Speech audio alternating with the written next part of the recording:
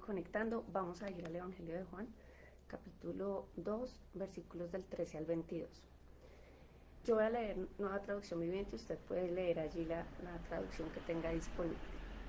Dice así: se acercaba la fecha de la celebración de la Pascua judía, así que Jesús fue a Jerusalén. Vio que en la zona del templo había unos comerciantes que vendían ganado, ovejas y palomas para los sacrificios. Vio a otros que estaban en sus mesas cambiando dinero extranjero. Jesús se hizo un látigo con unas cuerdas y expulsó a todos del templo. Echó las ovejas y el ganado, arrojó por el suelo las monedas de los cambistas y les volteó las mesas. Luego se dirigió a los que vendían palomas y les dijo: saquen todas esas cosas de aquí, dejen de convertir la casa de mi padre en un mercado. Entonces sus discípulos recordaron la profecía de las Escrituras que dice: el celo por la casa de Dios me consumirá. Pero los líderes judíos exigieron: ¿qué estás haciendo? Si Dios te dio autoridad para hacer esto, muéstranos una señal milagrosa que lo compruebe. De acuerdo, contestó Jesús. Destruyan este templo y en 3 días lo levantaré. ¿Qué dices?, exclamaron. Tardaron 46 años en construir este templo y tú puedes reconstruirlo en 3 días. Pero cuando Jesús dijo este templo, se refería a su propio cuerpo. Después que resucitó de los muertos, sus discípulos recordaron que había dicho esto y creyeron en las Escrituras y también en lo que Jesús había dicho. Amén. Bueno, saludamos a todos los que se han venido conectando y vamos a iniciar con la reflexión. Entonces, el viernes veíamos con Adriana que Jesús estuvo en Caná de Galilea, en donde asistió a una boda con su madre, hermanos y pues sus discípulos. Allí se manifestó por primera vez con una señal poderosa al convertir el agua en vino, ¿no? Dios usó una boda para manifestar el principio de señales de su Hijo. El agua se convierte en vino para felicidad de quienes estaban allí y de los novios, ¿no? Que fue lo que vimos. Esto es lo que hace esto es lo que hace Jesús con nosotros, ¿no? Cambiar todo lo escaso y llenar nuestras vasijas con lo bueno que Él nos puede dar. No necesitamos rituales para hacernos santos, no se requieren actos religiosos.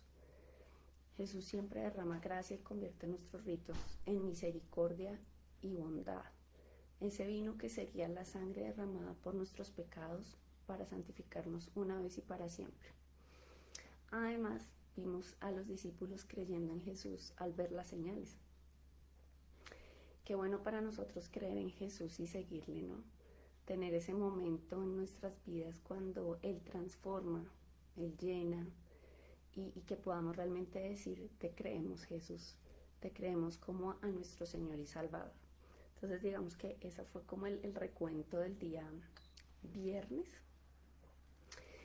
Y ahora, en la porción de hoy, vemos a Jesús llegando desde Capernaum a Jerusalén para celebrar la Pascua judía. Recordemos que cada año los judíos viajaban de todas partes, pues ellos, después de la deportación a Babilonia, pues muchos vivían o se habían dispersado por todas partes, ¿no? Por todas las regiones. Así que venían exclusivamente a celebrar esta fecha de la Pascua, en donde recordaban que Dios los había liberado de la esclavitud de Egipto y los había sacado hacia la tierra que les entregaría, que es precisamente Jerusalén. Así que en este contexto sabemos que muchos judíos de todas partes estaban congregados en el templo en ese momento.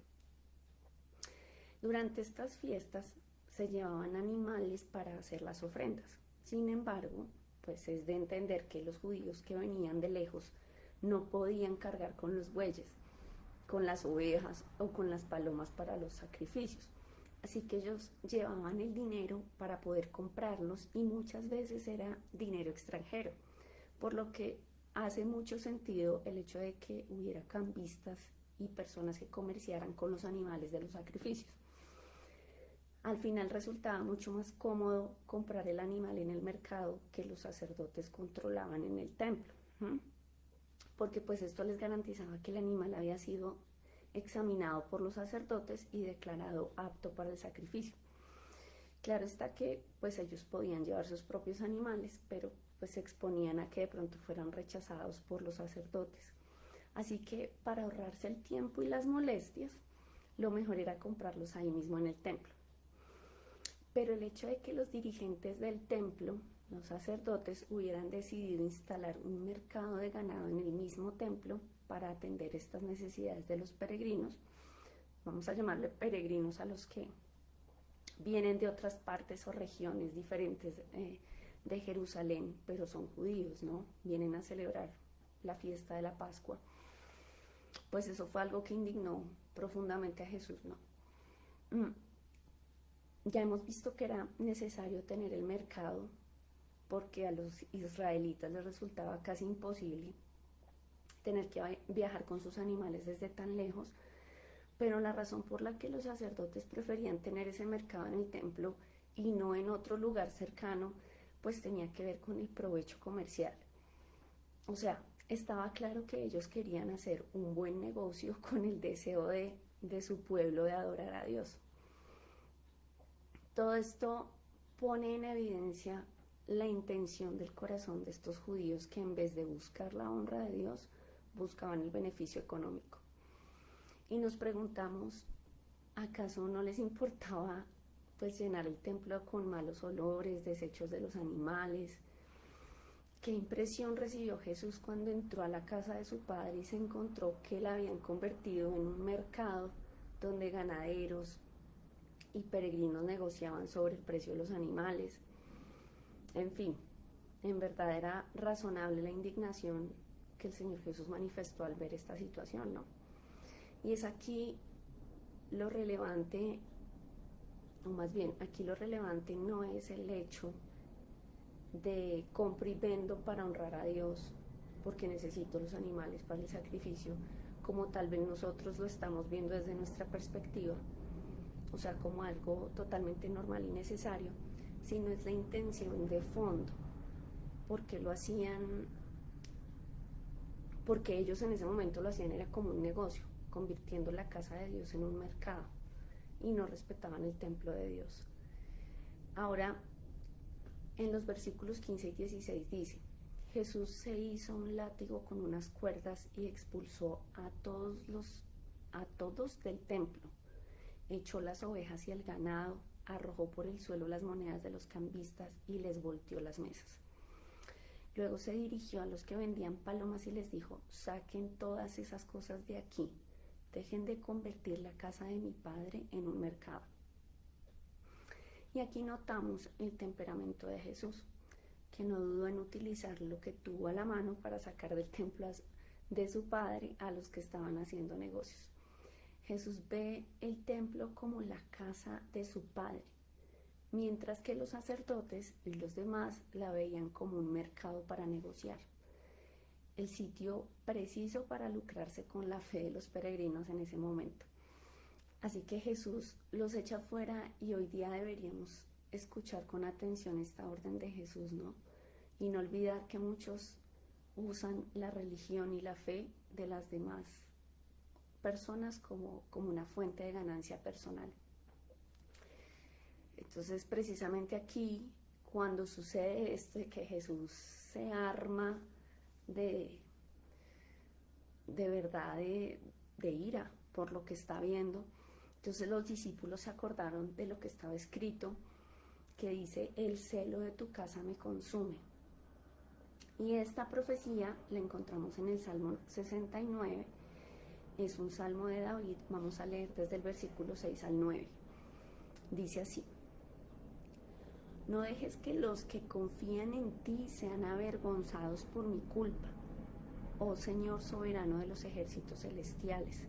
No permitas que sean humillados por mi causa, oh Dios de Israel, pues yo soporto insultos por amor a ti. Tengo la humillación dibujada en todo mi rostro. Hasta mis propios hermanos fingen no conocerme, me tratan como a un extraño. El celo por tu casa me ha consumido, y los insultos de aquellos que te insultan han caído sobre mí. Bueno, yo lo leí en Nueva Traducción Viviente. Y les decía que este salmo fue escrito por David y en él exponía ante Dios lo que sus enemigos habían hecho contra él por causa del celo que sentía por la casa de Dios. Y como sabemos, en el caso de Jesús ocurrió lo mismo, ya que el celo que manifestó por la casa de Dios en este momento despertó la oposición de los judíos, sobre todo pues de los sacerdotes que finalmente llevarían a Jesús a la muerte. Para entenderlo un poco mejor, el celo del que habla el versículo 9 del Salmo 69 hace referencia en el pensamiento hebreo a la protección. O sea, como cuando la gallina cubre a los polluelos para resguardarlos, es tanto el deseo de Jesús de cuidar la casa de Dios que ha sufrido afrenta de los que lo rodean. La gente estaba molesta con él. Jesús vio que esto lo hacían por cumplir con la obligación para llevar una ofrenda al sacrificio, así que estaban dispuestos a negociar lo que fuera necesario en el templo. Estaban mercadeando con lo que se supone que debería ser santo, porque iba a ser ofrecido en sacrificio a Dios, ¿no?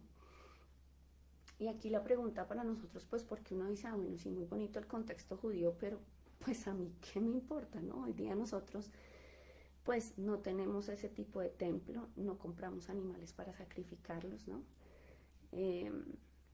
Pero es aquí donde tenemos que preguntarnos cuál es el sacrificio que tenemos que llevar a Dios diariamente. Pues en primer lugar, presentarnos a nosotros mismos como el templo del Señor, porque eso es lo que somos. Además, llevar nuestras oraciones, o sea, tener una relación diaria con Él. En segundo lugar, podríamos hablar de llevar su palabra y las buenas noticias del Evangelio a otras personas. Y pues no solo es hacerlo porque debo, o sea, por obligación, y aquí es donde vemos lo más complicado, y es que esto no es solo de acciones, sino es de mi actitud frente a lo que estoy haciendo. O sea, de la verdadera intención de mi corazón. Si lo hago por cumplir con una obligación o lo estoy haciendo por amor y por iniciativa, por convicción, por fe y por confianza en Él. ¿Sí? Ahora volvamos a la época de Jesús. En esa época era ese templo de Jerusalén la casa donde se reunían para darle honra a Dios. Ahora cada uno de nosotros somos el templo de Dios.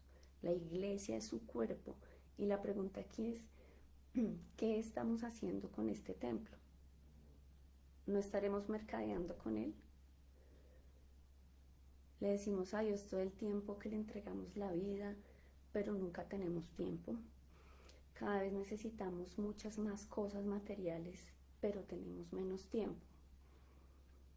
Y es curioso, uno se pone a ver hoy en día la tecnología, como dice que nos ha alivianado la vida, como nos ha facilitado todo, pero en vez de tener más tiempo de pronto para las cosas de Dios o para otro tipo de cosas, es como si nos consumiera, ¿no? Como si tuviéramos menos de nosotros.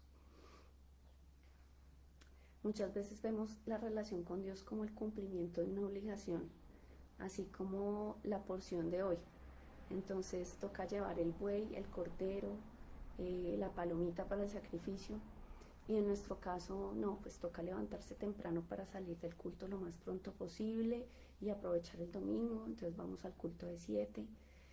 Toca participar de todos los estudios bíblicos para quedar bien delante de los demás, etcétera, ¿no? O sea, todo el tiempo estamos pensando en el que dirán los demás y de pronto en el beneficio propio, como los sacerdotes con el tema del mercadeo en el templo, y no estamos pensando en honrar a Dios.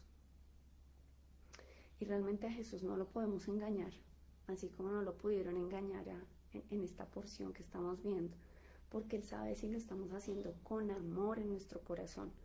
Él quiere cuidar este templo y en su afán de cuidar el templo, pues va a tirar las mesas y va a sacar lo que sea necesario. Así que, ¿cómo nos sentiríamos si Jesús nos tira todas las cosas que para Él están contaminando su templo? O sea, que nos está contaminando a nosotros. Lo mejor que podemos hacer es no negociar con Dios. No hagamos lo que queremos tratando de cumplirle a Dios, sino hagamos lo que Él nos ha llamado a hacer.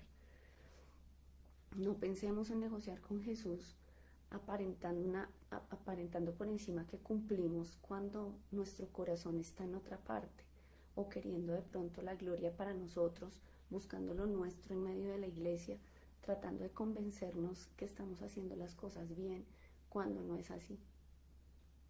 Y es que a mí me pasó, y voy a hablar de mí particularmente para no juzgar. Cuando comencé a congregarme y a conocer del Evangelio, hace muchísimos años, iba a una iglesia que quedaba muy lejos de mi casa y madrugaba pues horrible para ir de una ciudad a otra, y hacía cosas en mis propias fuerzas. Y lo peor es que yo sentía que Dios no me pagaba bien, a pesar de todos mis sacrificios humanos, ¿no?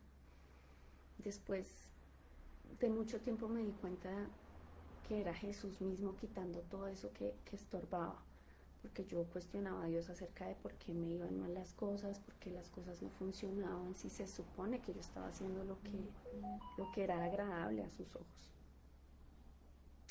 Pero Él quitó todo eso para que yo pudiera verlo a Él, porque lo único que Jesús quiere que hagamos es confiar en Él, creer en Él, solo en Él.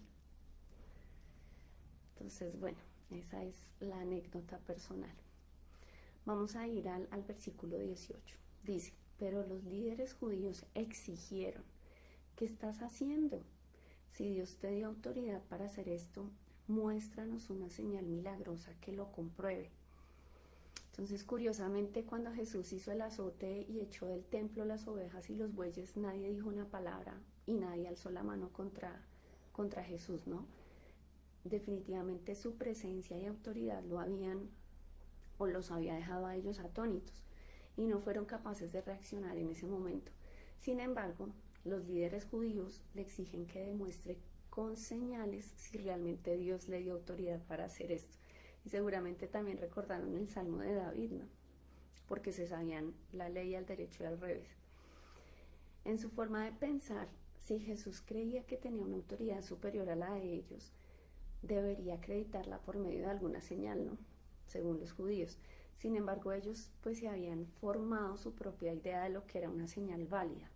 No sé si de pronto estaban pensando que la señal era que cayera fuego del cielo, como en algún momento lo había hecho Elías.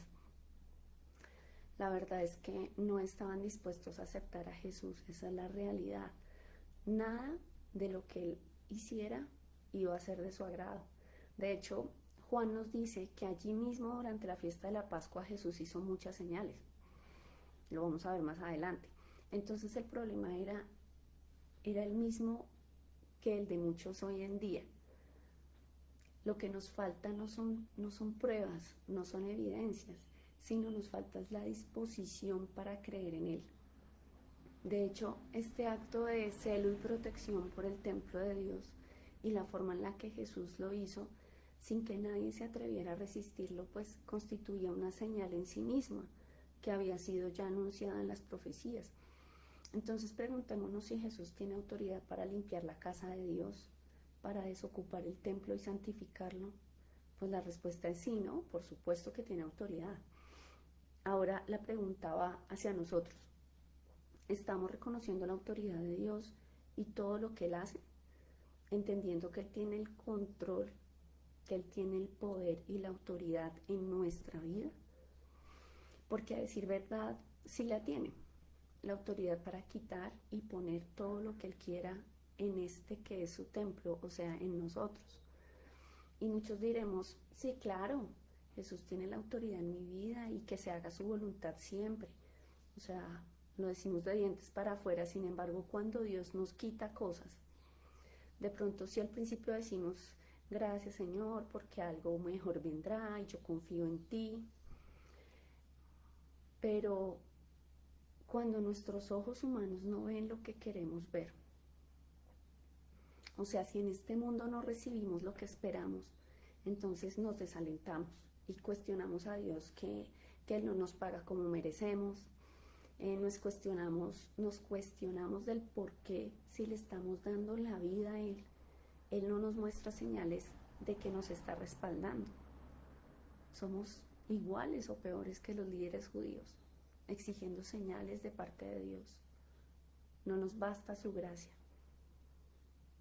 Y eso somos los seres humanos.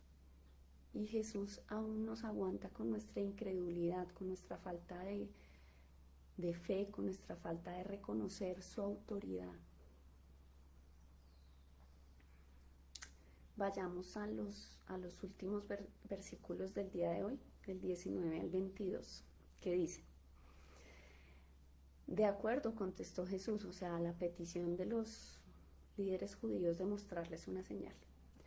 Y Jesús les dice: destruyan este templo y en 3 días lo levantaré. ¿Qué dices?, exclamaron.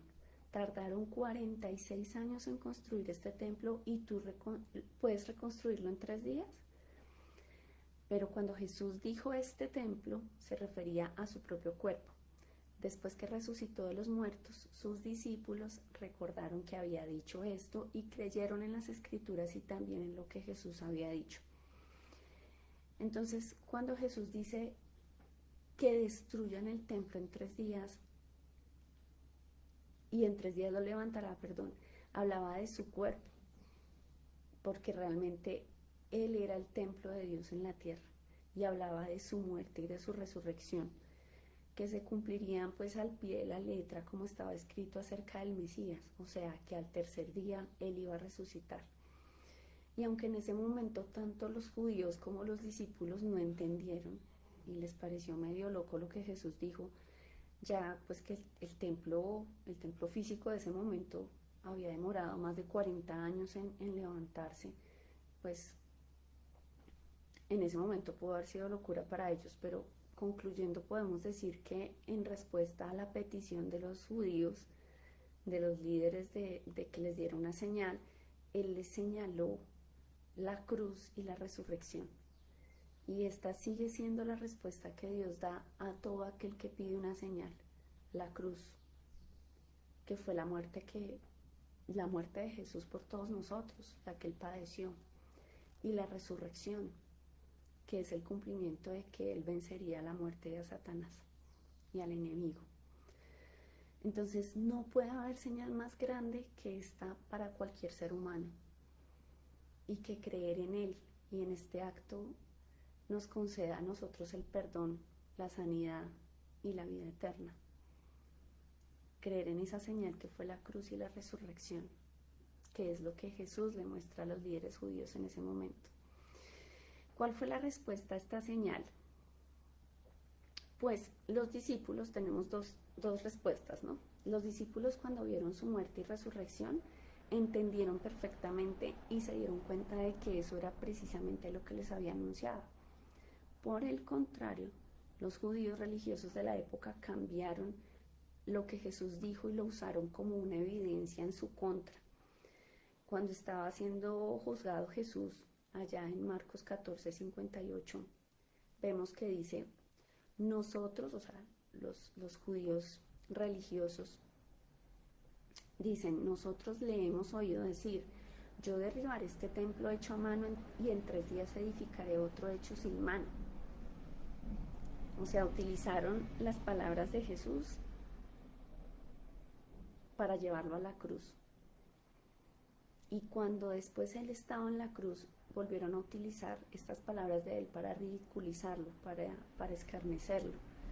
Entonces, curiosamente, las mismas palabras que produjeron en los discípulos la fe, sirvieron a los incrédulos, que eran estos líderes religiosos, para formular una acusación en su contra y para llevarlo a la muerte. Preguntémonos, ¿para qué estamos usando esta palabra del Señor hoy? ¿Cómo estamos usando su templo, que somos nosotros mismos? ¿Estamos haciendo las cosas que debemos hacer o no? ¿Mi templo es casa de oración al Señor?